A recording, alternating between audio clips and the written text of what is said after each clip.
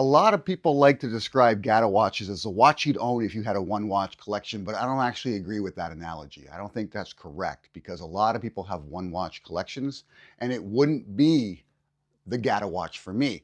As a collector, it's a little bit different. You might purchase a watch thinking, oh, this is a Gada watch, but in the end, what really determines which watch in your collection is your Gada watch, for most of us, it ends up being the watch that you wear most often, really. It's the one that you kind of default to when you can't decide what to wear. And for me, it's very simple. I have a number of watches that fit a number of situations. Some are very specialized.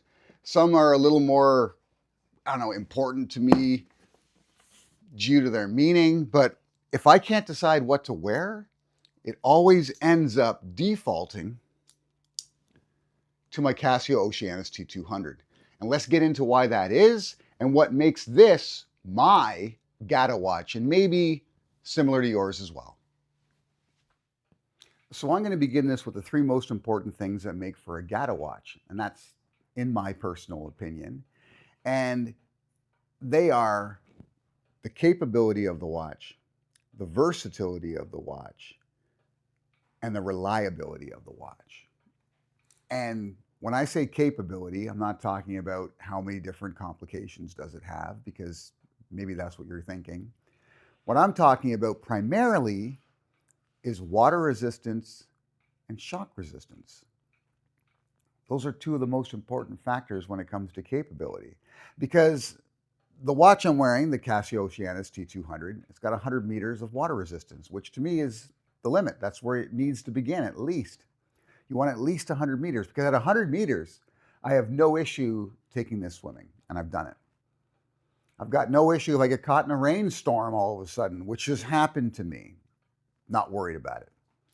I've had vintage watches where I have no clue what the water resistance may still be on that particular watch, because over time, a lot of the seals, especially with the vintage models, fail.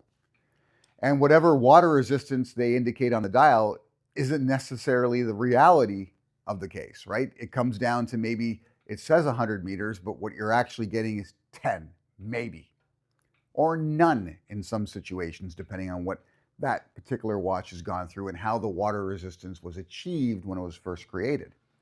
So having 100 meters of water resistance on this is peace of mind, really, because literally I've been in a situation where I was wearing a vintage watch and I got caught in a sudden rainstorm I wasn't expecting, and I knew it was heavy enough and that I didn't trust the watch enough that I took the watch off and put it in an inside pocket to prevent anything really bad happening to it. I don't want to have to do that with my Gada watch. So I don't have to do it with this one. And then shock resistance plays a role because you're going to want to do a lot of different things while wearing this particular watch. And because this is a digital watch with the multiband 6 connectivity, and it also has an adjustable feature that allows me to realign the seconds hand to perfectly true, shock absorption is not an issue with this particular watch. And that factors in. And then because it's got the multiband 6, it's a grab and go. I just take it out of the box and I know it's bang on accurate because every single day it ends up bang on accurate. It's more accurate than the high accuracy quartz that are always touted these days. It's about as accurate as a watch can be. So I don't have to worry about it. There's no setting it. It's set it and completely forget it when it comes to this particular watch. And those are all factors that run into the capability, because if you have a manual wind watch, you're going to have to constantly wind it. There'll be days that you take it out of the box and, oh, it ran out. You're going to have to wind it. You're going to have to reset it. It's not that big a deal, but for some people, that's a breaker. Automatic watches have a certain amount of accuracy, some more accurate than others, but they do require some adjustment every now and then if you want them to read true. This doesn't. So it's a true grab and go. So let's talk versatility. Whether it's wearing something dress casual like this, right, a little bit Miami, or wearing something more like this. for a day out on the course, right? A little bit of golf. Golf's one of my favorite activities. And if you haven't yet, you may want to consider becoming a member, because on the member side of the Why We Buy It YouTube channel, I've got a lot of hilarious and informative golfing videos. On that side of the channel is where we cover a lot of our personal activities, some of our kind of like behind the scenes or just fun moments that we'd like to share with you, but don't really suit the standard side of the channel, the Why We Buy It. But yeah, something like a high accuracy quartz or a multi-band 6 quartz watch like this is perfect for activities like golf, where there's a fair amount of impact. Again, talking shock absorption, things like tennis and the like. I don't care how many of these big brands advertise and sponsor those events. I would never wear a manual wind or an automatic watch playing a high impact sport, because every time you hit something jarring, like every time you hit a full shot in golf, the shock's going to go right through that wrist. It's going to feel it in the watch. And something like a quartz, there's very few intricate moving parts to worry about. Whereas with a automatic or manual, especially something vintage, I wouldn't even consider it. Whereas with this, no worries whatsoever. And like I said, if it does come out of alignment, you can realign it using the feature that's built into it. So definitely something I would consider when I'm considering a Gada watch is, can I do what I like to do all the time while wearing it? One more thing. Legibility, right? Because a go anywhere, do anything watch needs to be legible no matter what time of day it is. You don't really want to have to think about whether or not you're going to have to reach into your pocket or into your jacket or whatever to check the time, even in the evening. So this is key as well.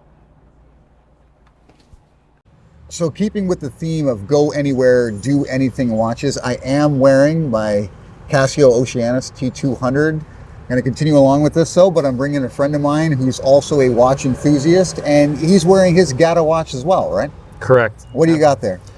So this is Longines. I don't know the exact model number, but it's a 2021. I purchased it. They've recently, I think as of last year, released the new iteration of it. Okay. And they've changed it quite a bit. They've made it a little bit more streamlined. This is the, you know, I think before 2023, this would have been the Longines available in 3 sizes, 44, 42, and this is the 39 millimeter. Okay, but essentially, let's go over what makes this a Gada watch.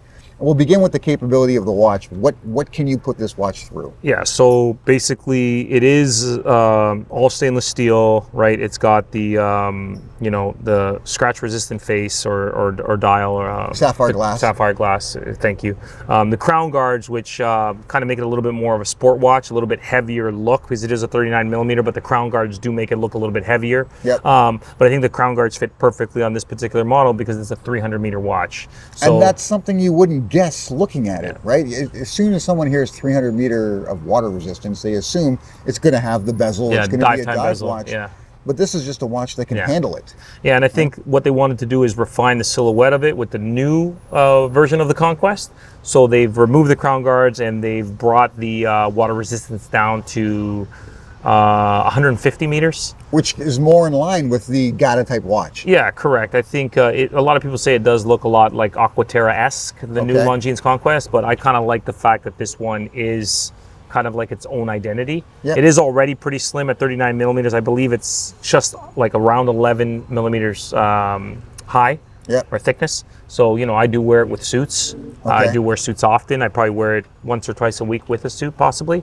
I do have a dedicated work watch that is more of a dress style. Yeah. But I can get away with this, with the suit, and no one bats an eyelash. And you always wear it on the bracelet, right? Yes, correct. I've always wanted to purchase a rubber bracelet for it, because Longines does make a rubber bracelet for it. It just never got around to it. Yeah. Okay. Yeah.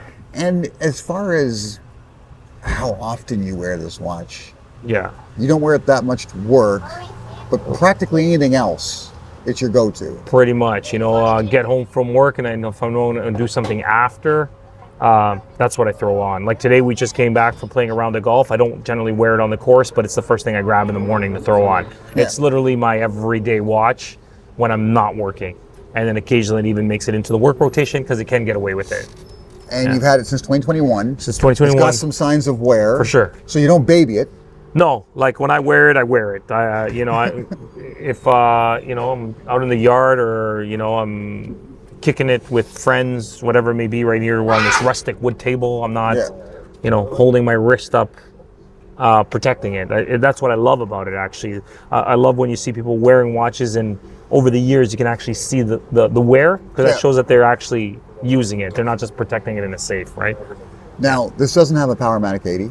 No. It's got a Longines specific movement. Correct. Gada. Correct. I wish I could tell you the movement. What's the power reserve on this? 72 hours. 72 hours. Yeah. Okay, so again, it's not a quartz where there is no power reserve, right? But at the same time, it's got a substantial enough power reserve that he's not going to have to find himself resetting the time all the time. Very seldomly.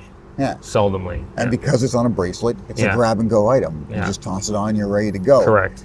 Do you have any issues with the tightening of the links during the day or anything, or does it fit relatively comfortably? I got it sized, and to be honest with you, right now I'm wearing it in the summer, which is probably when my wrist is at its most thickest or swelled, and it's still got enough little give where it rattles. So when I wear it in the winter, it might be, but there's never so much space where I feel like it's gonna slide too much. It always pretty much sits right there. So I think it also, what a lot of people can't see by me wearing it, is that it does have like substantially downturned lugs. Okay, yeah. Right, so it does kind of hug the wrist quite well. So the fact that it's a 39 millimeter and the lugs are quite long, they're elongated, they turn down, so it fits perfectly. It's a great wear.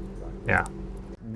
Essentially, it fits all of the different characteristics of a Gada watch. For sure. And it's a no-brainer to pick when he looks in the watch box and decides what I'm going to go with. It's actually the reason why I haven't bought more watches, because it does everything so well. There's no reason to really go out and buy more. So right on. So I think the one thing that stands out the most when you look at the criteria and why it is I chose this particular watch is simplicity, really. Right? It's no hassle, no worry, total confidence in what I'm wearing will suit every occasion well enough.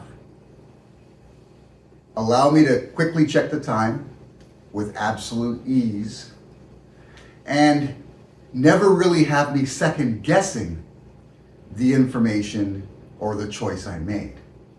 That's a Gada watch. That's what it comes down to. And for some people, it might be slightly different.